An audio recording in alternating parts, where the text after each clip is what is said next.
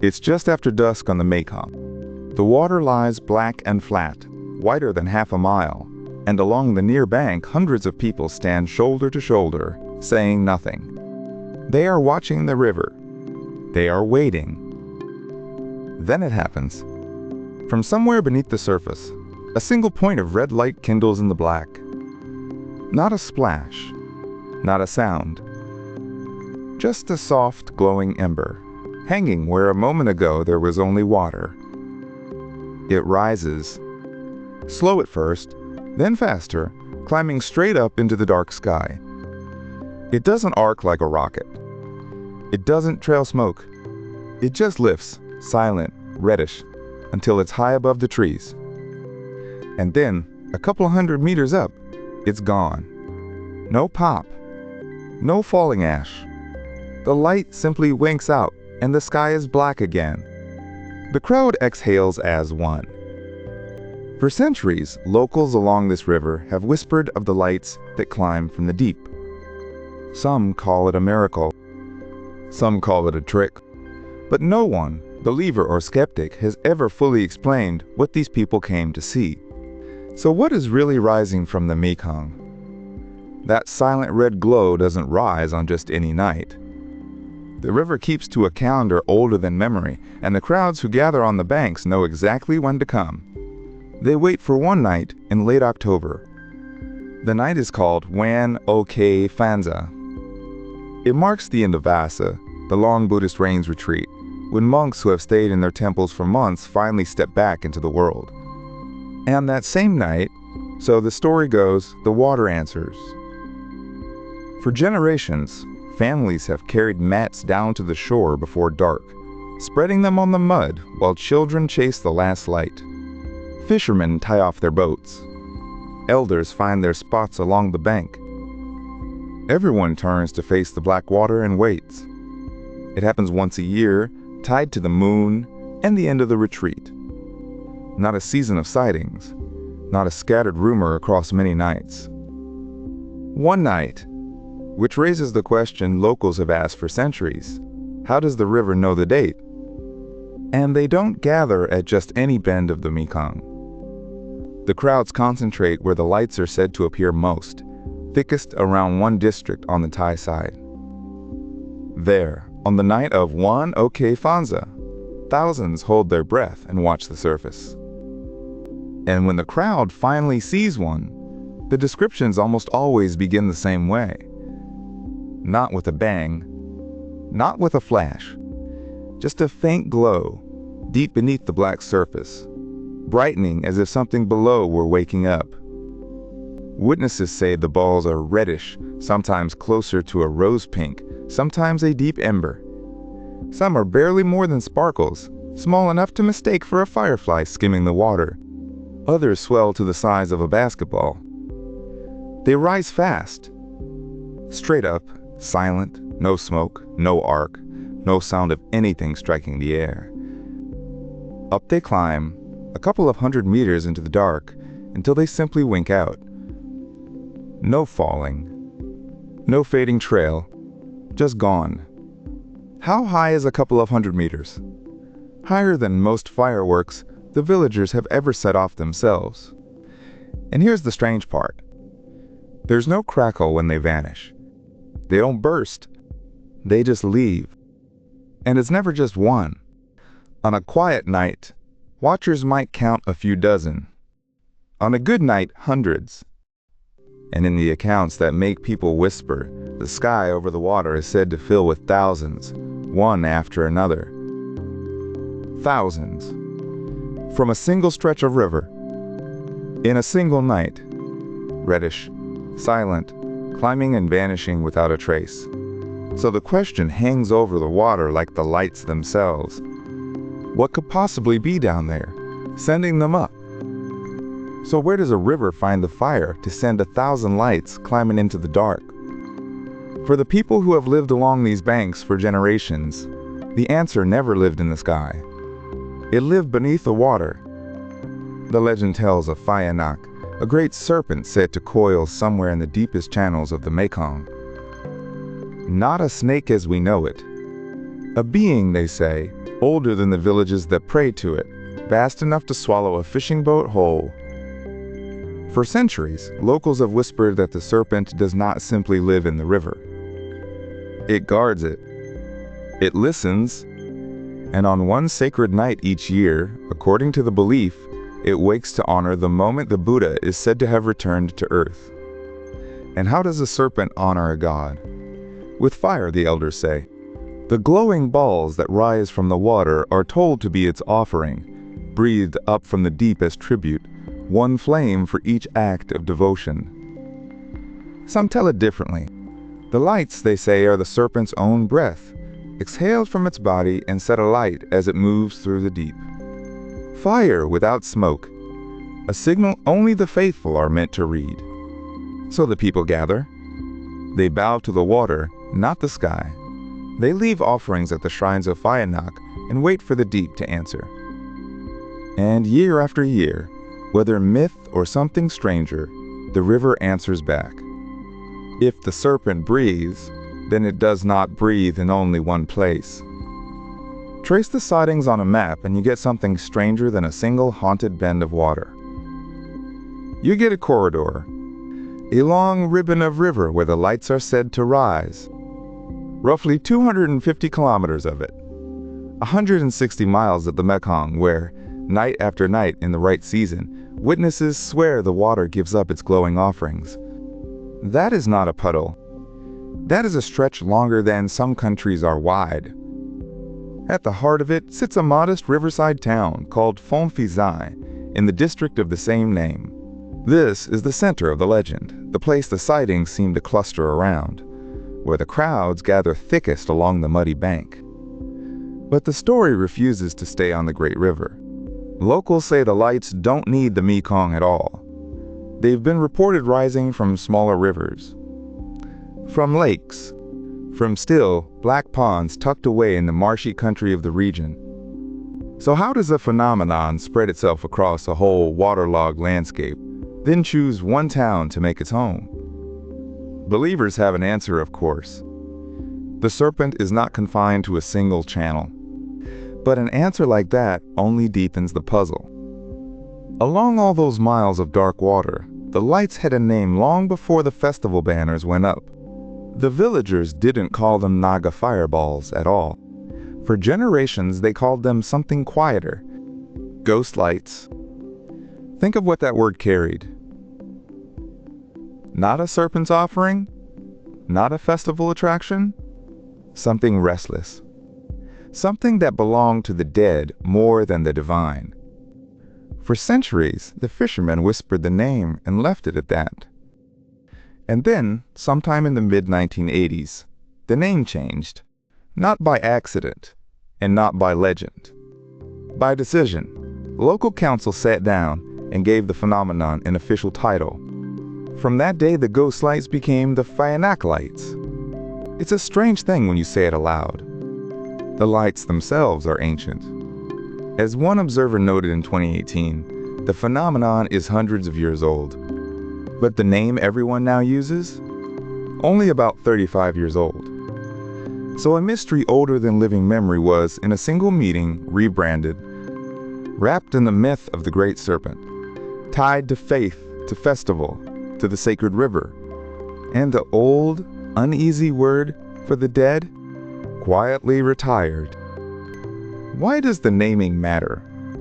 Because a name shapes what we're willing to believe. Ghost lights invite fear. Phaya lights invite pilgrimage. Same red glow rising from the same black water, and yet not the same thing at all. A name has a way of pulling a crowd toward it. And once the lights on the water carried the name of a serpent, the quiet riverbank at Phaya would never stay quiet again. What had been a scattering of villagers with lanterns became, year by year, a gathering that spilled along the shore. Families claimed spots at dusk. Vendors lit their stalls, and the water waited dark and patient. By late October, the roads into Phaya district choke with arrivals. Thousands now come, drawn to the end of Vasa, hoping to catch the reddish balls climb from the Mekong. What was a whisper is now a pilgrimage. Long-tail boats crowd the current. Monks in saffron move through the throng. Along both banks, floating offerings drift on the black surface, tiny flames trembling. The tradition had grown into a festival with a name of its own, the Phaya Festival. But a mass event brings mass eyes. Cameras, reporters, skeptics. When you invite thousands to watch a miracle rise from a river, you also invite the question every one of them is quietly asking. Where exactly do these lights come from? But not everyone at the water's edge came to pray. In 2002, a Thai television crew from ITV crossed the crowd with their cameras, hunting for something the pilgrims weren't meant to see. They aimed their lenses not at the Thai bank where the faithful gathered, but across the Black River, at the far shore, the Lao side, the dark tree line where no crowd stood. And there, according to the documentary, the camera caught them. Figures on the opposite bank. Soldiers. Lao soldiers, raising their weapons toward the sky over the Mekong. What the footage appeared to show was not a serpent's breath. It was tracer rounds. Bright ammunition that glows as it flies, streaking upward in reddish arcs before fading into nothing above the water. It was the perfect accusation. The rising lights, the reddish glow, the couple hundred meters of climb before vanishing. A rifle, some argued, could counterfeit every detail the pilgrims had crossed the country to see. The broadcast landed like a stone in still water. Believers felt insulted. Skeptics felt vindicated. And a question hung over the whole ritual that has never quite settled since. If soldiers were firing over the river, why had no one ever heard the shots? If soldiers really were firing across the water, there's a question that won't go away. Where's the sound? A rifle round cracks like a whip, yet the crowds on the bank swear they never hear a shot. The skeptic Brian Dunning walked straight into that gap. His answer wasn't the serpent, and it wasn't a lie. It was physics. Cold, simple, and easy to overlook when you're standing in the dark waiting for the water to burn. Start with the distance. The far bank sits roughly half a mile off, across the Black Mekong. Light crosses that gap the instant it's born. Your eyes catch the glowing ball the moment it appears. But sound is slow. Dunning worked the numbers, and across half a mile a gunshot needs about 2.5 seconds to crawl to the watching crowd. 2.5 seconds is a very long time on that riverbank. Because in that same instant the light rises, the crowd erupts. Gasps, shouts, cheering rolling down the bank. By the time any faint crack could arrive, it's already buried under thousands of voices. The sound never reaches you. So the silence proves nothing, Dunning argued. It's exactly what you'd expect if something were fired from the far shore. A tidy explanation. But footage of the fireballs themselves would soon draw a very different kind of scrutiny.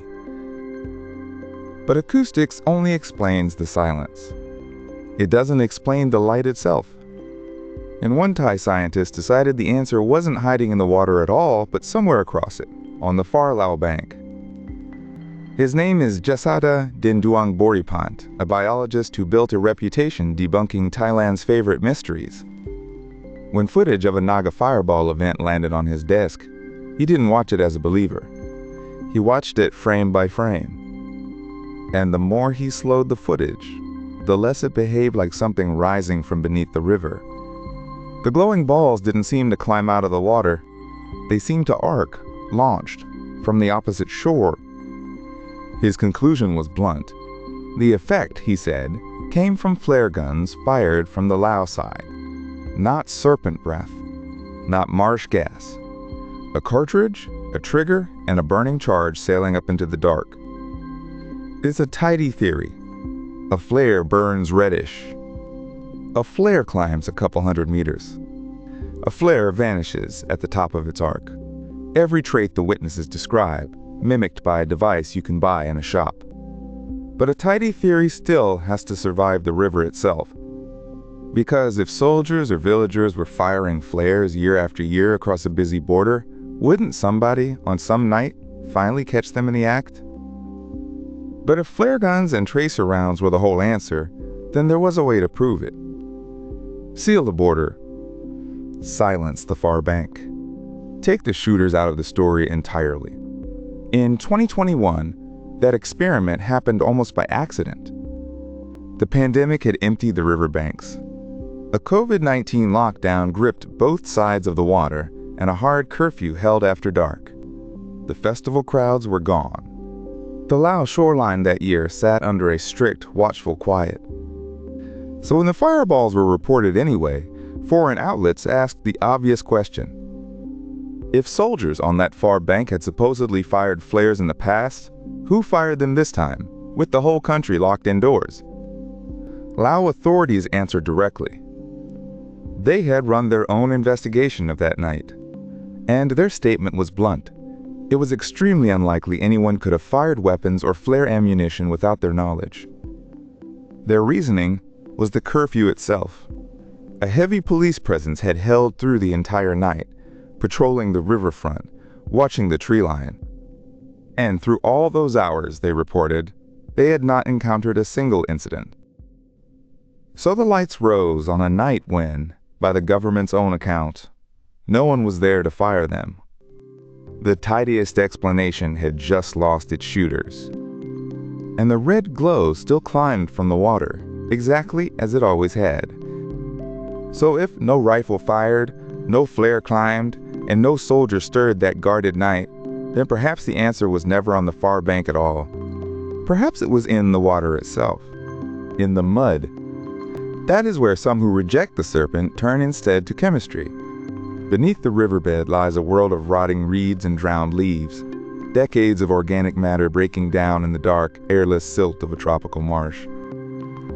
From that decay, the theory goes, comes gas. Phosphine, a flammable compound born of the marshy environment, they say, bubbling up through the water and igniting the instant it meets the open air. A cold flame rising from the deep. It is a tidy story. A reddish ball, a silent ascent, no gunpowder required.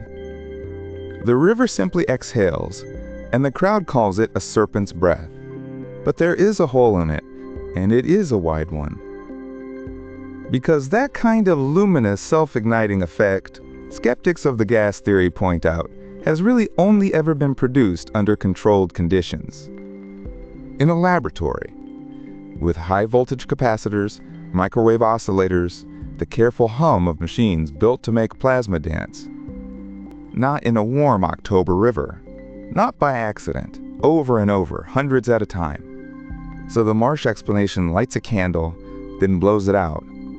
The gas can burn, but can it climb 200 meters and vanish? On that, the science goes quiet. If the Marsh gas theory feels unfinished, take some comfort. The Mekong isn't the only place on Earth where strange lights climb out of the dark and refuse every explanation thrown at them. Far away, on the flat scrubland outside a small Texas town, travelers have long reported pale orbs drifting above the desert. The Marfa lights, they're called. They split, they dance, they blink out. No one has ever caught one. In the Australian outback, drovers whispered of the Min Min light, a glow that follows travelers across the empty scrub, keeping its distance, never letting them close. Chase it, the stories say, and it simply moves away. In the woods of Michigan, along a stretch of forest road, people gather in the dark to watch the Paulding light appear at the tree line. Some swear it's a lantern. Others insist nothing human could move that way. Different continents, different names, the same restless glow that no one can pin down. And so the red fireballs of the Mekong take their place in that global family of lights, beautiful, recurring, and stubbornly without a home.